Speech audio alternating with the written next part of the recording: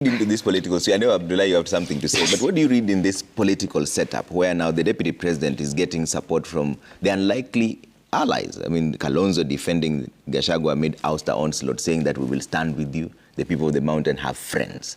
Is this more of the same thing in the games of political chairs, just repeating itself over and over again? Thank you. First, I would just like to say that I think all of those who are on this panel have independent views. Yes. So I would like to just make that clear.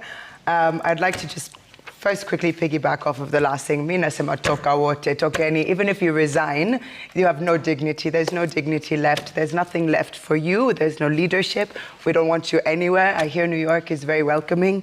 Wanazaenda and Naruto and wote wachukue timu yao, because this is not leadership, it's not governance, and we want nothing to do with it. So for me, I fully support the impeachment of both. They're welcome to resign. Either way, there will be change. They are not leaders in this country, and we will create a better future. I think that what we're seeing is a power struggle. They know that they're going, wanaenda. So Ruto is going, Gachagua is going, so they're trying to create whatever allyship they can to stay in power. It's a mess. It's an absolute mess. I think it's a scramble. As we can see, it's been a scramble. It's been campaigning. It's been trying to create allyship. And I think it also just shows us the complete ineffectiveness of our separate branches of government. How is our legislative? They're the ones who are meant to be holding accountability of the government. It's completely ineffective. From all of the parastatals to the institutions to the government, it's a complete mess of nani who can, put the most money into the other's pocket to support their own political, personal agenda. There's nothing happening here that's actually in the interest of the people. So I think we can just see it's a scramble for power and to try to retain allyship, even though wote wanaenda nyumbani. Yeah, it's an interesting statement that you make, that there's nothing here in the interest of the people. But do the people see it like that?